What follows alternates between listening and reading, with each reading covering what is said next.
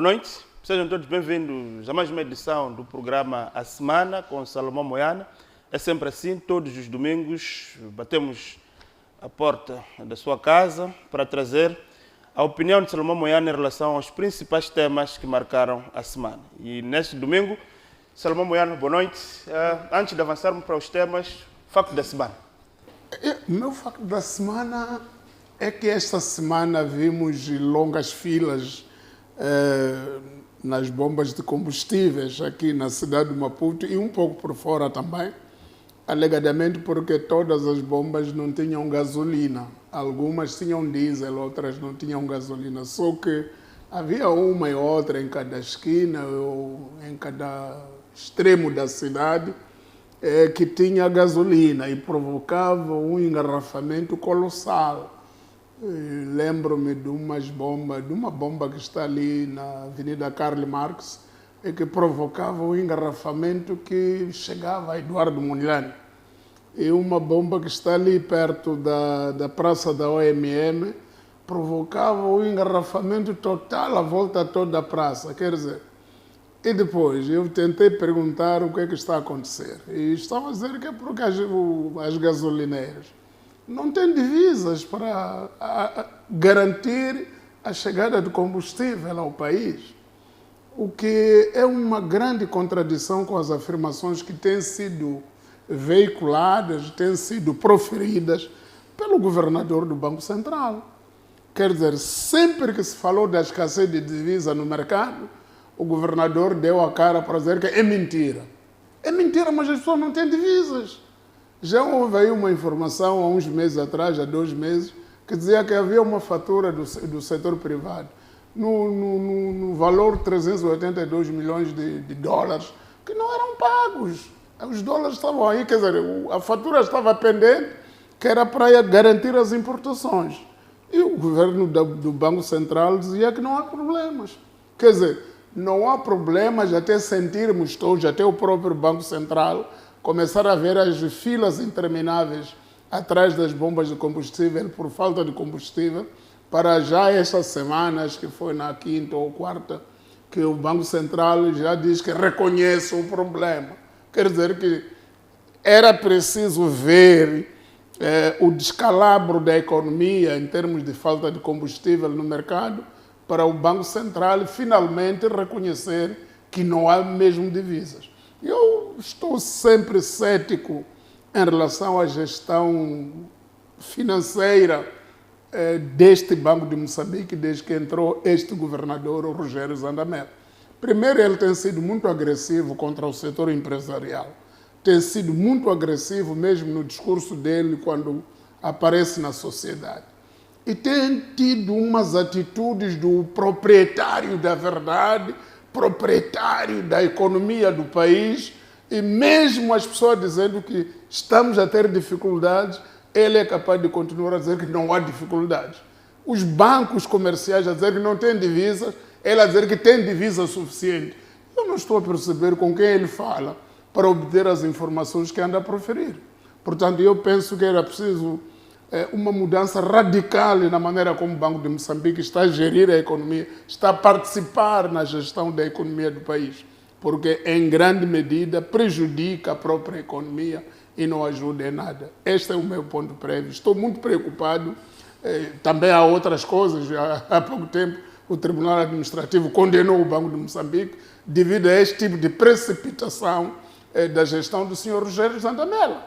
Quer dizer, os prejuízos que podem advir daí, se não houver uma cautela na negociação para travar o descalabro, por exemplo, do Mozabanco, que foi alvo de uma sentença, quer dizer, a sentença é contra o Banco de Moçambique, para retornar o Moza para a situação anterior a 2016. E imagina lá que os acionistas do Moza já tenham optado por outros investimentos, já tenham desistido, porque o Banco de Moçambique abocanhou um banco, ficou com ele, e o Tribunal Administrativo diz que é ilegal a presença do Banco de Moçambique nos termos em que está a o fazer. Eu penso que nós não precisamos de um revolucionário no Banco de Moçambique. Precisamos de um gestor cauteloso, um gestor calmo, um gestor dialogante, um gestor conversador com o setor empresarial do país, com o setor bancário, e não um revolucionário. Parece que estamos nos anos 70, em que mesmo o discurso dele, ele tem que ficar transpirado quando faz um discurso. É atípico aquele tipo de gestão numa economia normal. Portanto, eu penso que o Presidente da República tem que rapidamente encontrar uma saída e identificar no mercado ou fora do mercado nacional um gestor para o Banco Central. Exato. Este é o facto da semana do Salomão. Salomão, como primeiro tema desta análise semanal, Salomão escolheu a questão também da gestão das linhas aéreas de Moçambique, depois de ver a público informações de que durante esta intervenção liderada pelo ministro Magala, através da contratação desta empresa, que afinal de contas o Estado diz que não conhecia, não tinha o histórico dela, tivemos um prejuízo de cerca de 90 milhões de dólares. É verdade. Entretanto, a empresa saiu, recebeu os seus dinheiros, foi embora, o ministro foi promovido ao conselheiro do presidente, está tudo numa boa. E depois, quando se pergunta sobre a responsabilização, alguém responde que não está prevista nenhuma cláusula para responsabilizar. Quer dizer, alguém chega, prejudica o país, prejudica a empresa em 93 milhões de dólares, e depois diz que no contrato que nós firmamos com ele não está prevista nenhuma responsabilização. Aqui das duas, uma. Ou a propaganda que se tem à volta do ministro Magala, que não é ministro agora, é conselheiro do Presidente da República, de que ele é um indivíduo extremamente competente, pode haver uma confusão entre um gestor competente e um indivíduo com boas habilitações literárias. Quer dizer, uma pessoa tem 2 doutoramentos, um doutoramento em gestão, um doutoramento em quê. Você pode ter esses doutoramentos, até pode ter 5 ou 6 doutoramentos em várias áreas críticas, mas ser incapaz de gerir uma barraca aí na esquina. Quer dizer, você tem rupturas constantes de estoque na esquina. Portanto, há 2 coisas que aqui no país se confundem bastante. Confunde-se um bom gestor com uma pessoa com boas habilitações literárias. Um indivíduo com boas habilitações literárias diz, ali acertou-se, tem-se um quadro grande. Mas muitas vezes, quando a gente coloca esse quadro em frente de um determinado setor, em frente de uma instituição, verificamos coisas incríveis. O Magala foi ministro dos Transportes e Comunicações, toda a gente a dizer que ele é muito competente, até podia ser primeiro-ministro. O que aconteceu no setor dos transportes e comunicações? Só vimos o aumento das tarifas das operadoras, o cancelamento, o blackout da internet, quer dizer, uma série de coisas atípicas para um gestor de renome. Quer dizer, um gestor até que frequentou universidades internacionais. Então, quando chega a esse nível, começamos a duvidar. E esta contratação da Fly Modern Arc, que veio gerir a LAM, desde o princípio, houve 2 coisas. Primeiro, houve uma grande publicidade, houve um criticismo de alguns setores que diziam que essa empresa não tinha um histórico de boa gestão. Aliás, tinha sido corrida de alguns países aqui na região, tinha sido banida para não gerir empresas da região. Entretanto, aqui no país, como ninguém conhece essas empresas, foi bem aclamada. E eles próprios, quando entraram, uma coisa que chamou a atenção é que eles foram contratando aqui pessoas internas que não estavam ligadas à aviação. Pessoas que vinham de setores esquisitos. Quer dizer, às tantas, há uma conferência de imprensa, quem dá, ninguém sabia do histórico dele, alguns nunca tinham trabalhado, mas estavam ali. Quer dizer, e resultado disso? O resultado é que houve o único protetor da Fly Modern Arc, foi o próprio ministro Magala. Quando o ministro Magala deixou de ter poder sobre o setor, aquela empresa caiu também. Então, e depois, como neste país há um corporativismo na gestão de coisa pública, não é responsabilizado, antes, pelo contrário, é promovido a conselheiro do Presidente da República. Quer dizer, aqui nunca se deixa ninguém para ele próprio procurar emprego, procurar maneira de se organizar e gerir algumas coisas de forma transparente, sozinho. Então, tudo está encoberto. O indivíduo fracassa aqui, é transferido para outro setor ainda mais sensível. E assim vai fracassando de setor em setor e o país vai afundando. Eu ouvi uma coisa que o ministro atual, o João Matombe, falou na Assembleia da República, e me pareceu um ponto central, porque pode haver muitas empresas a gerir a LAM, muitas administrações contratadas de dentro ou de fora. Mas se continuar a haver um setor grande da sociedade moçambicana que usa a LAM sem pagar os bilhetes de passagem, pagar as passagens, fazer reuniões, por exemplo, no Maputo, vem 200 pessoas das províncias, e não paga nada, porque é da Clean, porque é de que. Enquanto continuar isso, eu acredito que não haverá nenhum gestor capaz de pôr a LAM em pé, pôr a LAM lucrativa, porque uma companhia aérea vive de passagem, de venda de passagens aéreas. Agora, se você tem uma companhia aérea que para determinadas pessoas não pode vender bilhetes, só pode entregar, e as pessoas viajam como se tivessem pago bilhetes, então essa empresa está condenada ao fracasso. Agora, para dizer o que no fim? Para dizer que ou mudamos a nossa maneira de encarar as coisas para que as coisas andem de facto, de forma empresarial, ou continuamos a fingir que nós queremos soluções para a LAM, mas essas soluções nunca vão aparecer, porque todas as soluções que aparentam ser boas ficam corroídas pela nossa atitude de ir por baixo e viajar sem pagar os devidos bilhetes. Portanto, penso que se não mudar este temor reverencial dos gestores da LAM em relação ao determinado setor político da sociedade moçambicana, que pode viajar de borla, se não mudar essa atitude, então pronto, fracassamos. Ouvi o ministro a falar com alguma energia, a dizer que não, todos os utentes da LAM devem pagar os bilhetes. Eu disse, bom, vamos lá ver se quem fala desta vez não é gago, porque todos falaram mais ou menos nos mesmos termos, e no dia seguinte a LAM entregou bilhetes de borla a determinadas pessoas, a determinadas instituições, algumas prometendo pagar a posterior, outras nem por isso, nem prometendo nada, apenas dizer que requisita-se tantos bilhetes para tantas pessoas que vêm daqui e vão por aí. E as pessoas sempre viajaram. Agora, enquanto continuar essa mentalidade de que nós queremos a rentabilidade de uma empresa, mas queremos comer nessa empresa, pagar salários chorudos a pessoas que não trabalham lá, ouvi dizer que alguns dirigentes que nos seus locais de trabalho não têm salários grandes, vão buscar também na folha da LAM. Então, enquanto isso continuar, estamos aqui a brincar conosco próprios. Não estamos a fazer nada.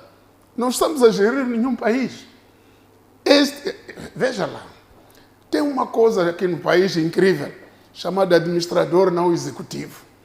Essas empresas públicas todas estão a pagar balúrdios a pessoas que nunca puseram os pés lá, que nunca entraram na empresa. Nem se convidar um dos administradores executivos de qualquer empresa, diga LAM ou HCB ou INCM, dizer, dá-me lá uma palestra sobre o que são essas frequências modernas, como é que isso é gerido. A pessoa vai gaguejar, não vai saber. Vai dizer que eu vou chamar um técnico. Por quê? Porque ele é um administrador não executivo, apenas para fins salariais.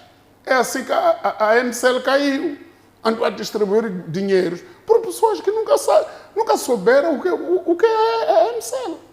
Então, enquanto continuarmos com esta mentalidade, bom, o medo que eu tenho agora é que o Chapo, alguém ontem me disse assim, olha bem para o Chapo.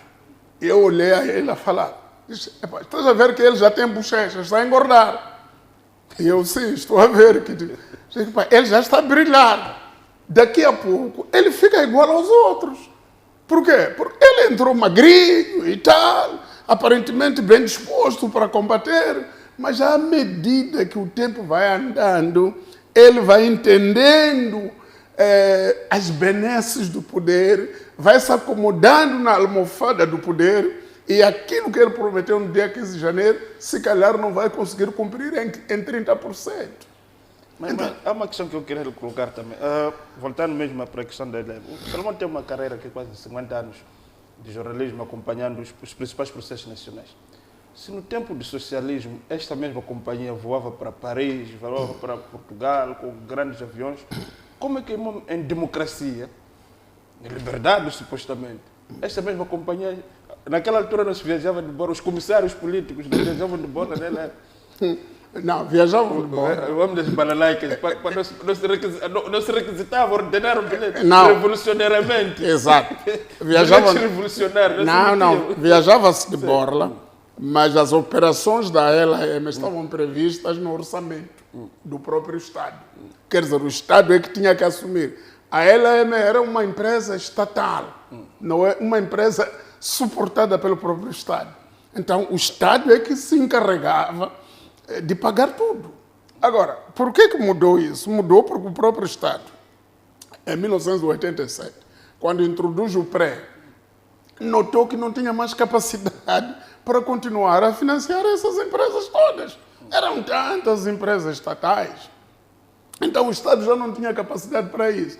Então, em 1987, introduz o pré, o tal Programa de Reabilitação Econômica, em que algumas empresas estatais tinham que ser vendidas, tinham que ser privatizadas. E outras, aquelas que sobrevivessem, aquelas que tinham potencial para serem mais rentáveis, tinham que se transformar em setor empresarial do Estado e foram transformadas em empresas públicas. Empresas públicas são do Estado porque estão dentro do setor empresarial do Estado, mas elas estão vocacionadas a fazer uma gestão privada, uma gestão lucrativa. Mas o que acontece é essa contradição de uma empresa ter que fazer uma gestão lucrativa, mas você depois manter todos os hábitos antigos, anteriores à sua constituição em empresa pública. Quer dizer, os hábitos de empresa estatal continuam a vigorar dentro do setor empresarial do Estado, que é empresarial. Naquele momento não era considerado um setor empresarial, no sentido de fazer lucro. Era uma empresa do Estado, uma empresa estatal, que todas as suas insuficiências eram cobertas pelo orçamento do Estado. Neste momento já não é. Queremos uma LM rentável, que faça gestão, que compre aviões, que não seja o governo a ir comprar aviões, mas tem que ser a própria empresa, com os seus lucros. Mas estamos a fracassar. Alguém me contou como é que, por exemplo, a Etiópia, de uma empresa aparentemente igual a essas, porque a Etiópia também passou por socialismo, no tempo do Mengistu Haile Mariam e outros. Era um país socialista, muito amigo de Moçambique na altura. Mas o que é que eles fizeram na reestruturação? Decidiram, primeiro, contratar uma gestão de fora e decidiram dar uma coisa, aquilo que se faz com o megaprojeto, que durante 10 anos não paga impostos. Os impostos todos que devia pagar ao Estado têm que ser reinvestidos para a própria empresa ser rentável. E uma série de taxas que tem que pagar ao Estado não paga durante um período fixado num contrato. E que essas coisas se revertam em investimento para a própria empresa, fazer reinvestimento dos seus lucros. E pronto, a Etiópia, neste momento é a melhor companhia africana. É a companhia. Nessa altura, quando começou isso, tinha 7 aviões. Agora tem mais de 100 aviões, grandes Boeings, a voar pelo mundo todo. É das melhores companhias em África. Depois de um tempo com administração estrangeira, eles chegaram a um nível em que a gestão já é nacional. Mas pronto, a empresa está por aí a prosperar. Nós aqui andamos a hesitar. Eu lembro-me do tempo em que o Tomás Salomão era ministro dos Transportes e Comunicações, ele a falar, se não der, vamos privatizar. Depois surge uma voz no meio disso, é companhia de bandeira, isso é alienar a soberania. Quer dizer, a soberania é você voar de borla, né? Ela é. Aí você tem muita soberania. Quando transporta pessoas que não pagam, transporta delegações e delegações todos os anos, sem pagar nada. Então aí sentimos-nos cada vez mais soberanos, porque estamos a viajar de borla. Mas o resultado disso, no desempenho econômico da empresa, é a queda da própria empresa. Agora, é o que está acontecendo. O Estado parece que quer transferir esta responsabilidade para outras empresas do setor empresarial do Estado. Portanto, orientou essas empresas que comprassem ações da LAM, cerca de 130 milhões de dólares. Na verdade, orientou que aquelas empresas tirassem 130 milhões de dólares e mandassem para a LAM. Se colocasse as tais ações da LAM em bolsa, ninguém comprava aquelas ações. Exato. A questão que eu coloco é, esta engenharia financeira e jurídica não pode contaminar também essas outras empresas que aparentemente têm uma boa gestão? Pode e vai, porque também o capitalismo não funciona assim. No capitalismo não se diz, você compra lá aquelas ações ali, não é assim. Eu é que tenho que chegar à conclusão de que aquelas empresas serão-me rentáveis se eu comprá-las. Então não há ninguém capaz de me ditar como é que eu devo, que tipo de mercadorias, que tipo de ações, que tipo de produtos eu devo comprar. Uma coisa que no dia anterior, antes da reunião do Conselho de Ministros, nenhum gestor dos caminhos de ferro sabia, mas no dia seguinte, que é para visto o comunicado, tu tens que comprar ações na LAM.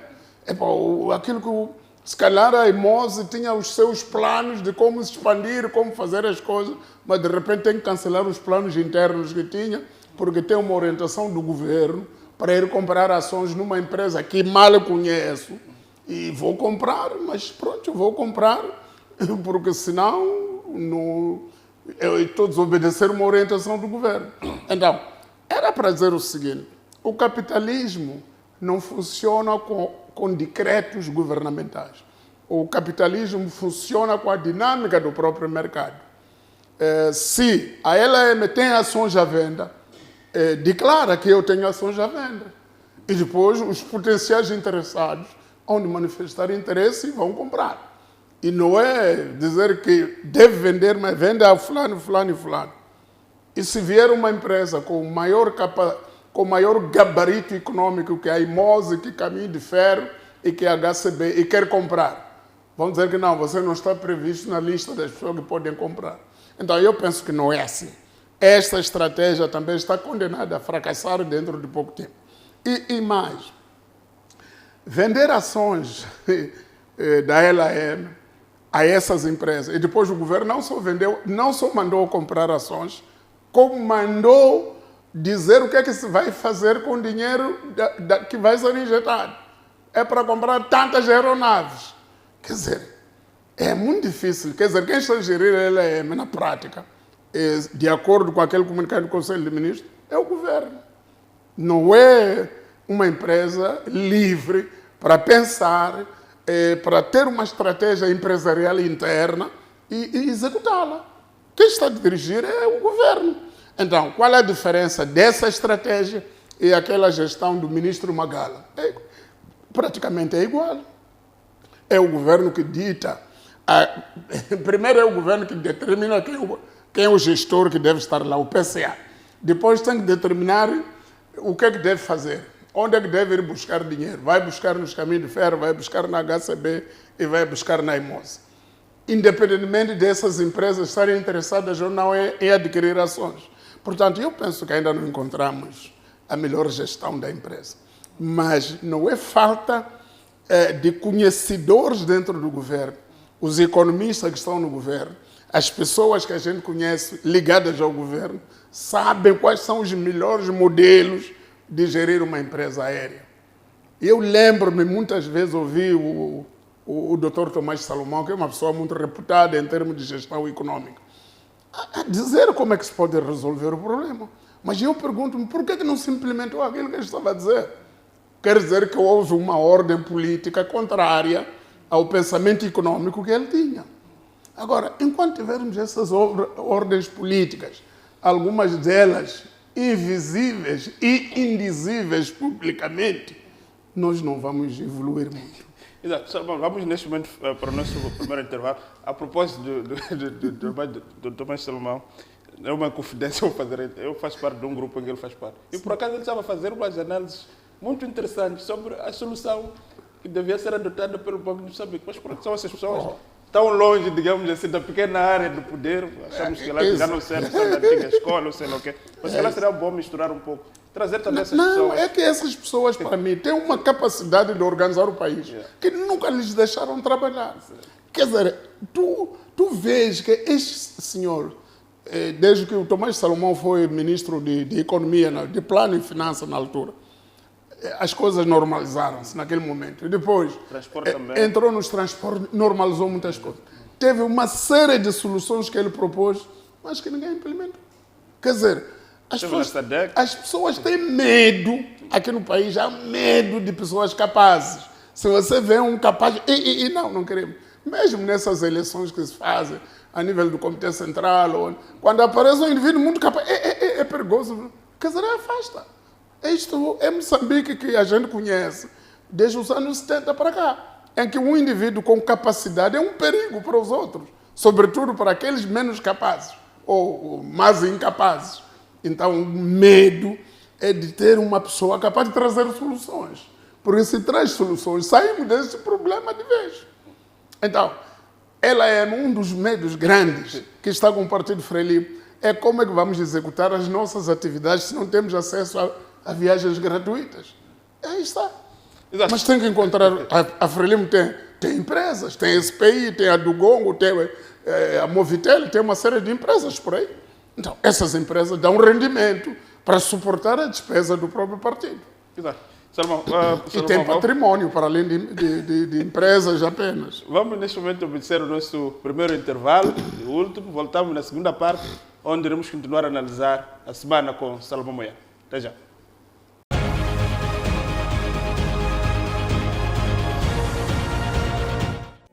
Na TV Cabo, todos os pormenores importam, porque a sua empresa importa.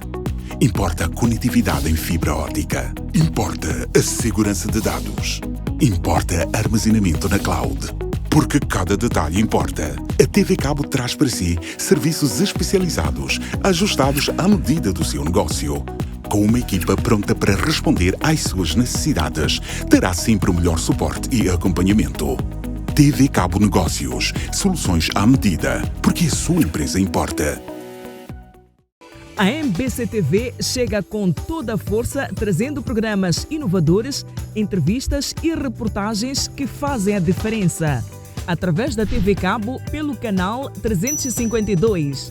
Poderá acompanhar informação e conteúdos que inspiram e conectam, com uma programação feita à medida, com toda a qualidade que você merece.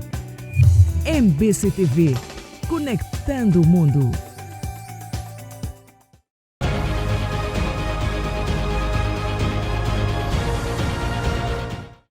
Estamos de volta para a segunda parte do programa Semana com Salomão Moyano.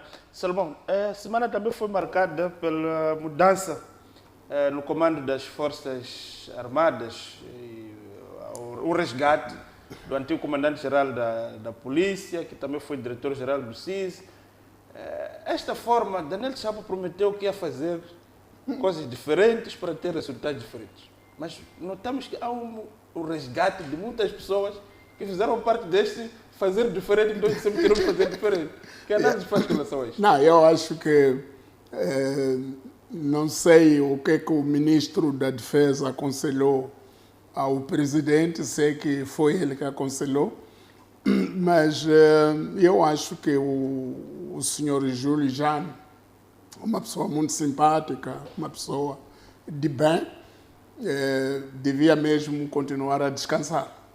Já estava na reserva, depois de ter servido muitos anos no Exército, e depois o presidente Nussi, quando saiu do ministro da Defesa para presidente da República, foi buscá-lo em 2016 para ser comandante-geral da PRM, onde não se deu tão bem, porque na PRM há um grande corporativismo quando chega uma pessoa da defesa. Também o presidente Guebuza trouxe um cidadão, um general chamado Custódio Pinto, que durou 8 meses na PRM como comandante-geral. Porque, pronto, aqueles comandantes, aqueles dirigentes da polícia, que também estão a almejar subir, quando vê um comandante que vem do Exército.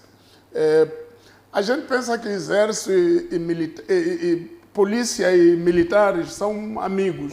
Não são, na prática.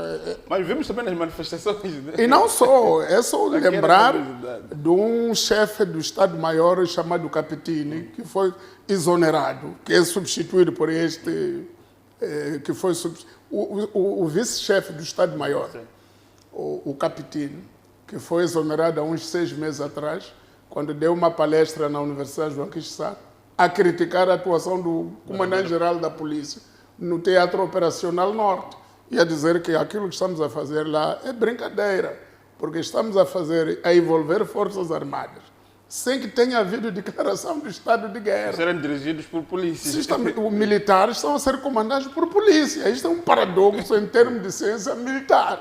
É o que ele dizia. E no dia seguinte foi exonerado.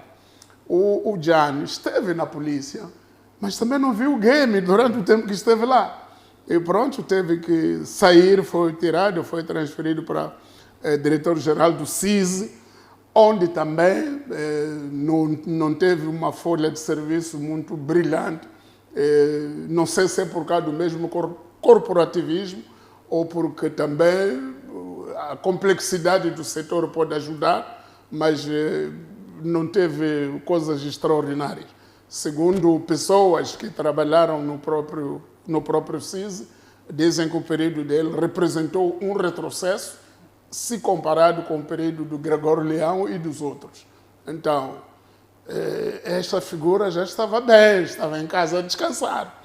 Agora, o presidente Chapo, que quer encontrar resultados diferentes, contando naturalmente com pessoas que têm conhecimento, mas também podia ter trazido juventude para ajudar o presidente a alcançar os seus resultados. Temos muitos jovens formados. Já temos jovens de academias militares, jovens de grande gabarito, de grande conhecimento no terreno. E pronto, mas o que acontece é que escolheu-se a ele. Então, vamos ter um chefe do Estado-Maior muito bem, numa altura em que não temos vice-chefe do Estado-Maior. Podia haver um vice-chefe muito mais operativo do que o general Gianni. Pronto, ainda não se acertou. Quero dizer isso, em resumo. Ou pode ser um chefe de Estado-Maior de transição? Não sei, nem devia vir para fazer transição. Devia vir um chefe do Estado-Maior, de facto, para comandar as forças, porque não havia nenhuma urgência em mudar, porque tínhamos um chefe do Estado-Maior. Agora, se corrêssemos para arranjar alguém para ser vice-chefe do Estado-Maior, que está uma vacatura desde há uns 6 meses agora, e eu entendia. Mas para tirar o chefe do Estado-Maior, que estava em efetividade de funções, e trazer uma pessoa que pode estar em transição, eu penso que ainda não conseguimos acertar essa gestão. Até quando eu ouvi o nome dele, que foi nomeado, eu pensava que tinha sido nomeado o novo diretor-geral do CISI, porque também o CISI não tem diretor-geral. Não tem diretor-geral já vão alguns meses. Então eu pensava que a prioridade era preencher onde não tinha diretor-geral. Mas claro que não ia preencher com o general Júlio Gianni, porque já esteve no CISI. E pronto, ia encontrar outras pessoas.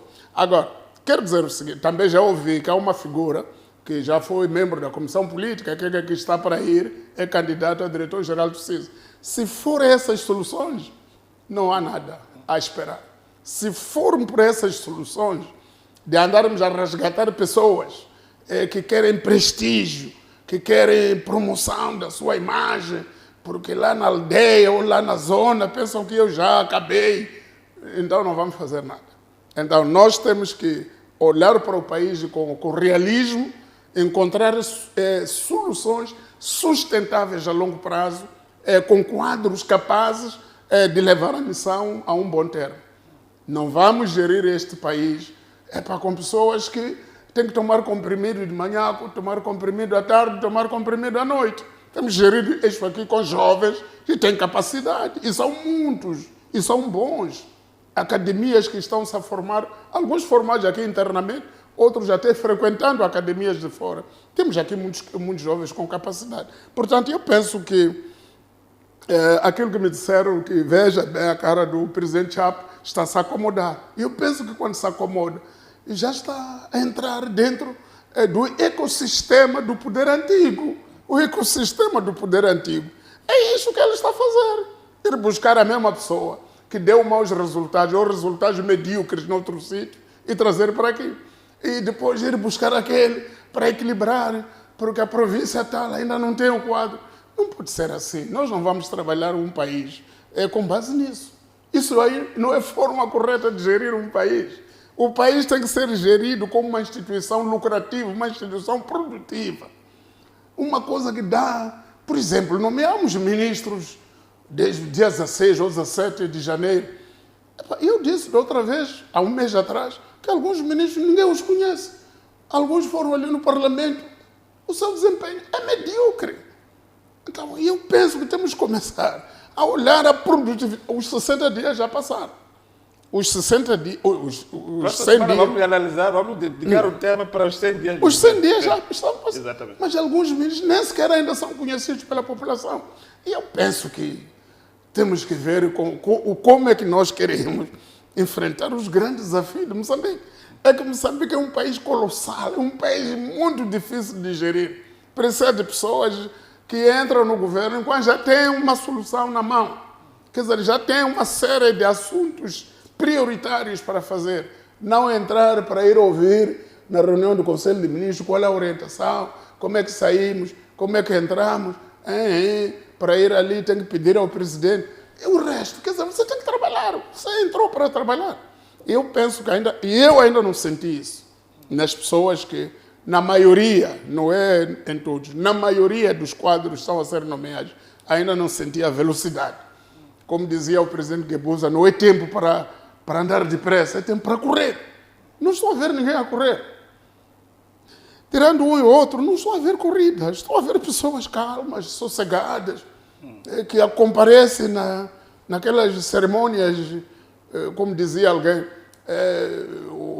acho que foi o Camilo da Silva, dizer que eu critico o presidente Chapo por fazer lançamento de pedras. Ele não pode lançar pedras, porque temos um histórico de pedras lançadas que se perderam, que nunca mais vimos a conclusão das obras. O presidente tem que ir à inauguração do empreendimento já completo e não o lançamento de pedras.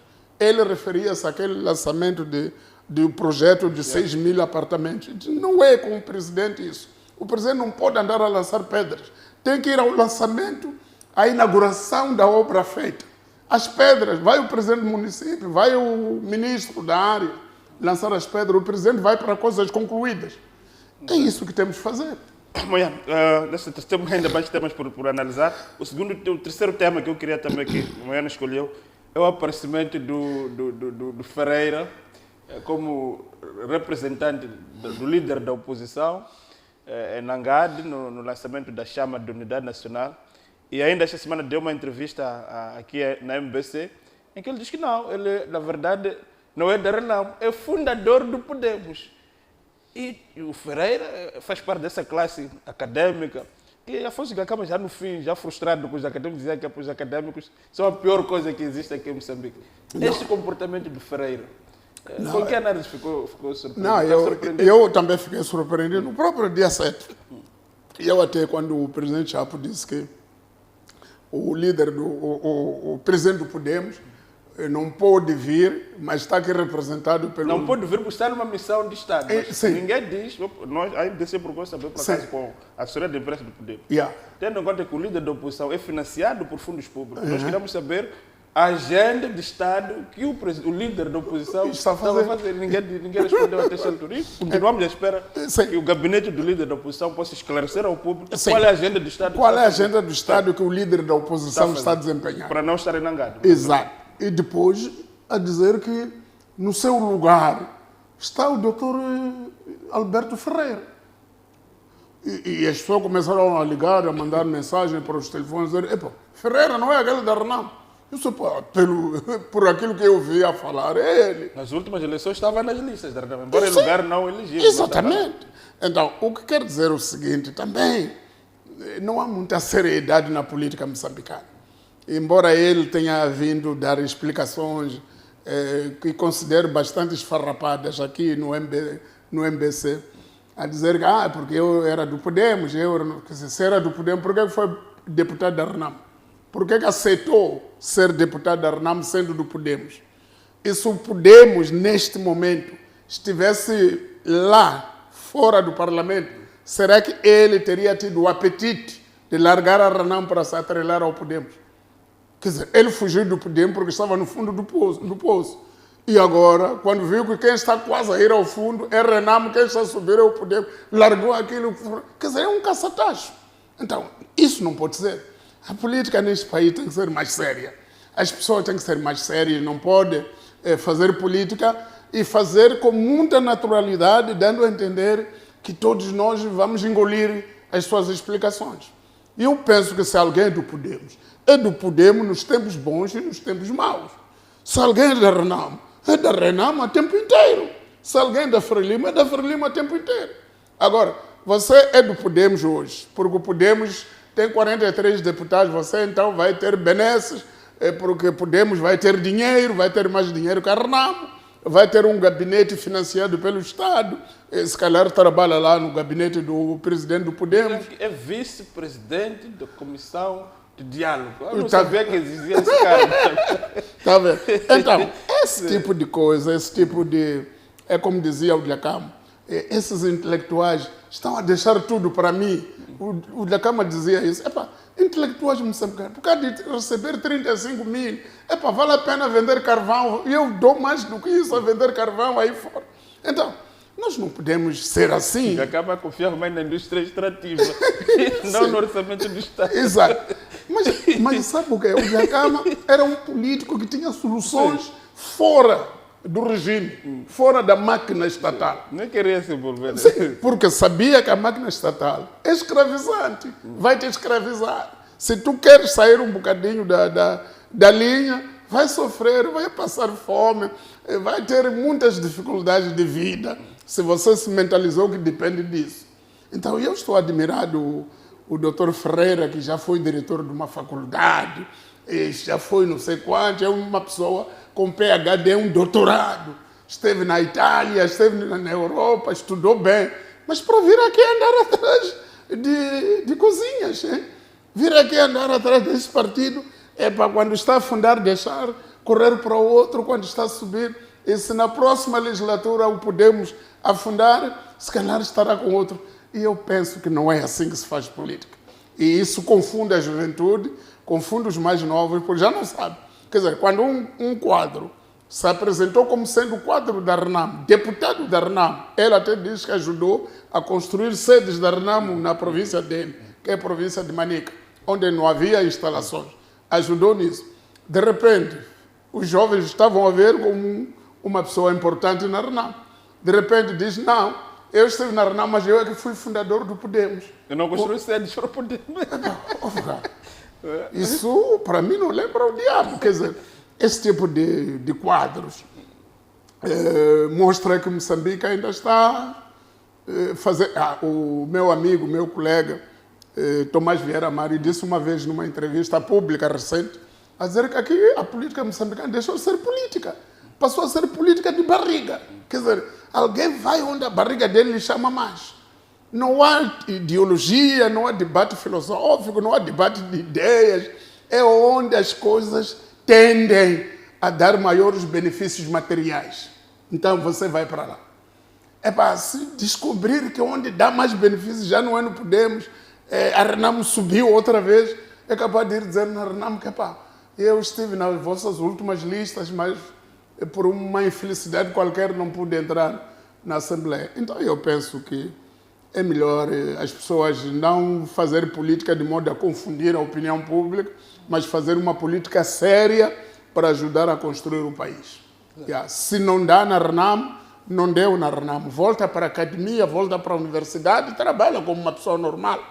Pode apoiar aquele, mas não se apresentar como fundador de um partido que ele nunca publicamente representou. Não pode ser. E como é que fica? Normalmente, nos órgãos políticos, na ausência do presidente, tem um secretário-geral, tem E como é que ficam depois os outros membros ao descobrir que, afinal de contas, tem um vice-presidente do diálogo que representa o presidente? Não, era bom saber se dentro da estrutura do Podemos tem esse cargo de vice-presidente do diálogo. Vice-presidente do diálogo. Então, porque nós conhecemos o presidente do Podemos, conhecemos o secretário-geral. Até o secretário-geral honorário. Sim, até tem um honorário, o tal Helder Mendonça, tem esses. Foi candidato presidencial. Exatamente, mas agora, de repente, surgir um vice-presidente para o diálogo é uma estrutura nova. E pronto. E logo para o palanque principal. E logo ao lado do chefe do Estado. Então, eu penso que é preciso eles próprios, no próprio Podemos, terem um debate interno para organizar melhor as suas figuras que querem lançar para o público. E também foi estranho que nesse encontro de Nangade, os principais signatários daquele acordo não estiveram. Mas parece que justificaram o presidente. Claro, todos justificaram, mas acho que era muito bom estarem lá. Quer dizer, era muito bom estarem lá, porque... Estamos no lançamento de 50 anos da independência do país. Exatamente, do país, eles deviam ter estado. É um reparo que a gente pode fazer oportunamente, depois de saber o porquê que não estiveram lá. Exato. Vamos para o último tema da semana, o tempo também já foste. Eleições na CTA. Parece que há petróleo aí na CTA. Por que é que há muitos barulhos quando chega esse momento de sucessão na CTA? Não sei. Eu acho que devia, em países com maior seriedade, algumas pessoas que andam a fazer atrapalhice na CTA deviam estar na cadeia. Eu penso que o que aconteceu, o que está acontecendo na CTA não é normal. Uma associação que para ter a sua Assembleia Geral tem que ser o tribunal a marcar. Quer dizer, como é que entra o tribunal a marcar? É que algumas pessoas querem estar lá perpetuamente.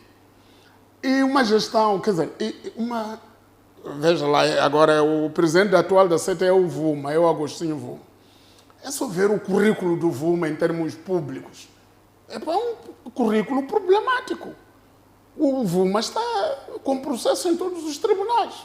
Está com processo com este. Quer dizer, coisas boas e coisas más. Está a aparecer em tudo. Há pouco tempo, há uma coisa de menos de 6 meses, a CTA foi trancada, foi penhorada por uma ordem do tribunal, por dívidas contraídas pelo próprio presidente. Eu não percebo como é que, com este tipo de currículo, com este tipo de desempenho desagradável e publicamente não saudável, alguém ainda pode... Ele agora não está pessoalmente para continuar, mas está para continuar, porque a lista que ele está a apoiar é para ele ser presidente da mesa da Assembleia Geral, que é a lista do tal jovem Lineu Candeeiro. Então, e depois, como... em termos confrontacionais, se calhar o Álvaro Massinga, que é presidente da Câmara de Comércio, leva vantagem. Então já se inventou um expediente. Agora o Álvaro Massinga está nos jornais, é acusado de ter financiado pessoas para lhe apoiar. Quer dizer, veja lá, eu sou candidato. Quem me financiou, ou a pessoa que me apoia, se eu lhe financiei, lhe apoiei numa coisa, não interessa. O que interessa é que eu sou candidato, reúno todos os requisitos. Agora, onde é que entra? Quer dizer, é uma associação que, quanto a mim, a direção que tem, que quase é a mesma desde o tempo do Rogério Manuel, não dignifica o país. Não dignifica os empresários. Estava aí um senhor representante de FEMATRO. O castigo Nhamazi, ou Nhamani, do FEMATRO, apareceu em público a dizer que a FEMATRO decide apoiar a candidatura do ANGE. ANGE é a Associação Nacional de Jovens Empresários, do tal Lineu Candeeiro. Logo a seguir, semana seguinte, veio um senhor a dizer que não. Nós, no dia 13 de fevereiro, tivemos uma Assembleia Geral em que apresentaram-se as duas candidaturas, a totalidade das associações optou por apoiar a candidatura da Câmara de Comércio, encabeçada pelo Dr. Álvaro Massinga. Ficamos espantados quando o presidente da direção da FEMATRO, sozinho, sem ter voltado a reunir os órgãos, vai declarar que não, nós apoiamos a candidatura da ANGE Associação, e liderada por Lineu Candeeiro. Nós não apoiamos. Nós já decidimos, numa ata que foi distribuída a todos os órgãos, no dia 13 de fevereiro, a quem nós apoiamos. Então, quer dizer, as eleições podem acontecer no dia 8 de maio. Mas é 14 agora, passou para 14. Exato, mas estarão eivadas de manipulação, gangsterismo, banditismo lá dentro, que até merece a intervenção da polícia, para recolher alguns já aos calabouços, enquanto para deixar a organização se reorganizar e funcionar melhor. Parece uma questão que apareceu também nos jornais nesta semana, é que a pessoa que assina a convocatória para a tal Assembleia Geral Eletiva não é o presidente de facto, ou seja, parece que a mesa da Assembleia é detida pela Associação Comercial da Beira. Mas a pessoa que assina é o Dr. Paulino Costa.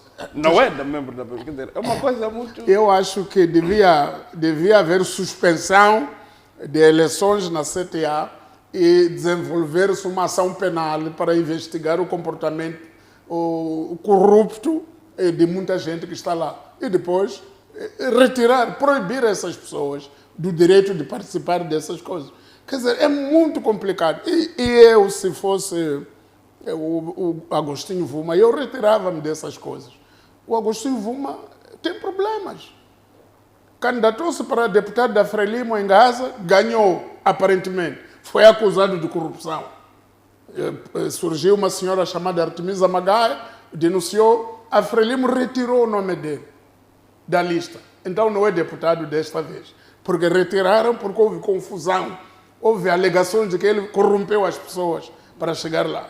Quer dizer, só esse facto a mim me envergonharia tanto.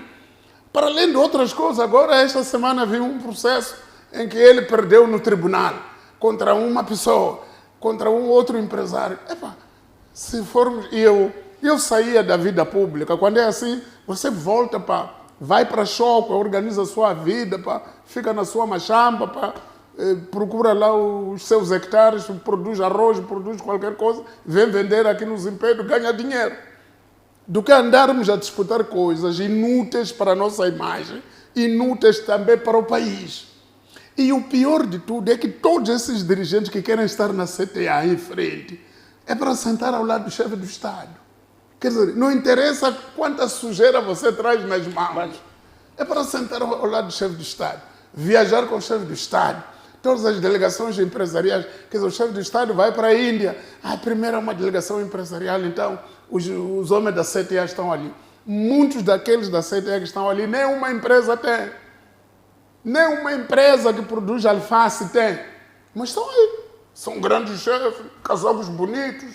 Vivem de quê? De corrupção, de negócio, de extorsão daqui e ali. Eu penso que nós, se queremos criar uma classe empresarial, há uma coisa que uma vez, nessas castas, o antigo ministro da Agricultura, Celso Correia, disse, quando fez uma intervenção, para vocês, ele disse, sabe, os melhores empresários que nós conhecemos não estão na CTA.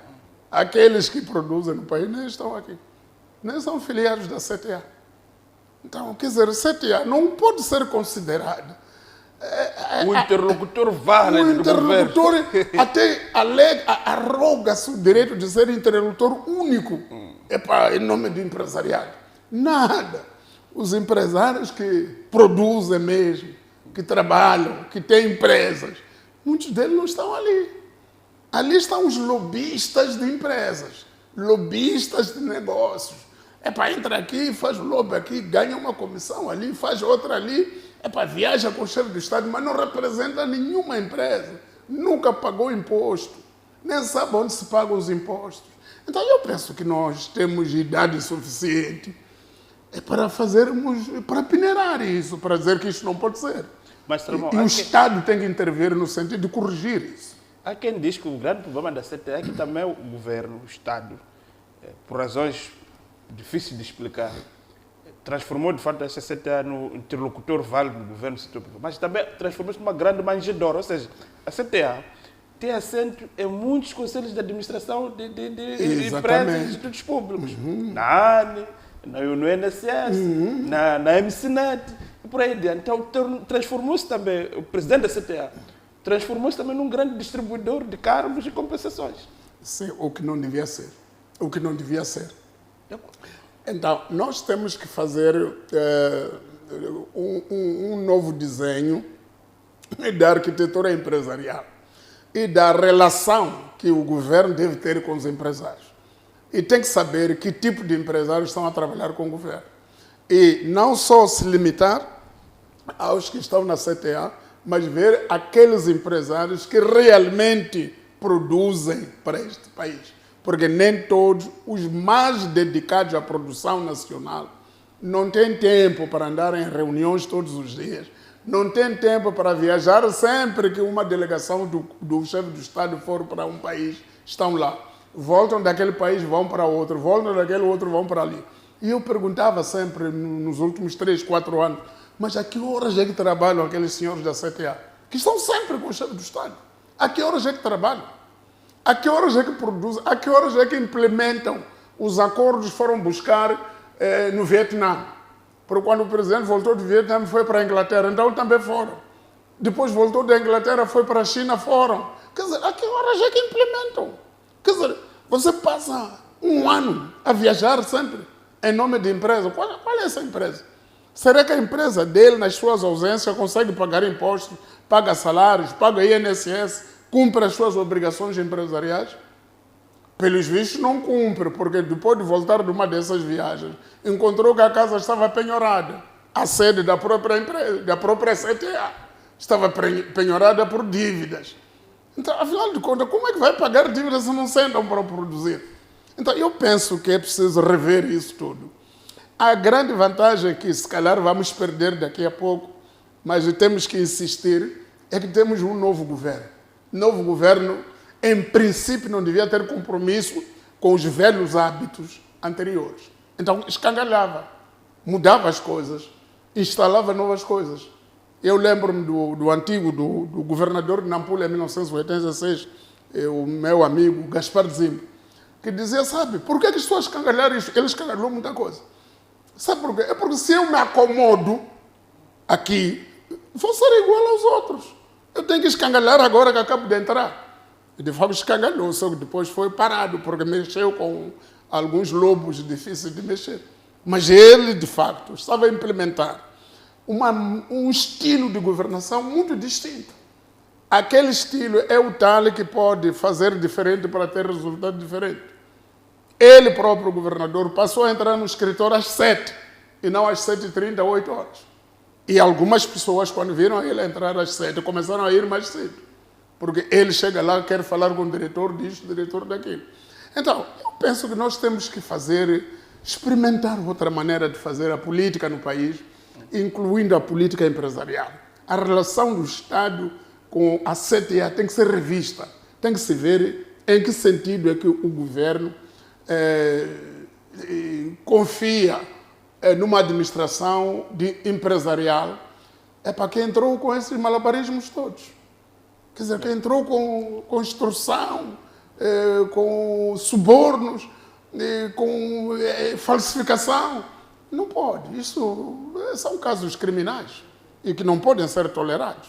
Portanto, eu, neste momento, não tenho nenhum respeito pela direção atual da CTA.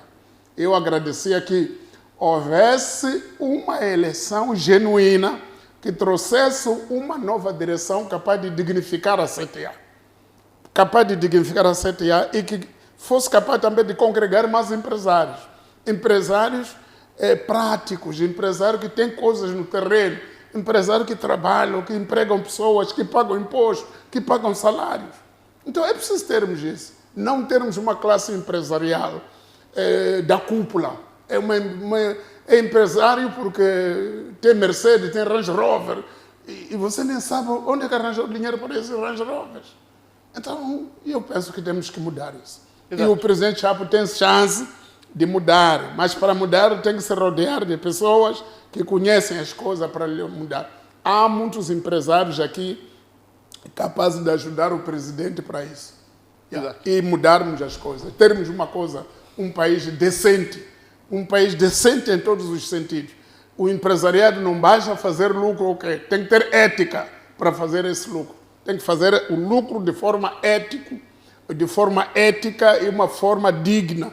E não porque, sujou-se aqui, sujou-se ali, depois, de repente já sou eu. Não pode ser assim. Exato. Salomão, muito obrigado por estes pontos de análise desta semana. Conforme dissemos, próxima semana, creio que o governo já terá completado 100 dias.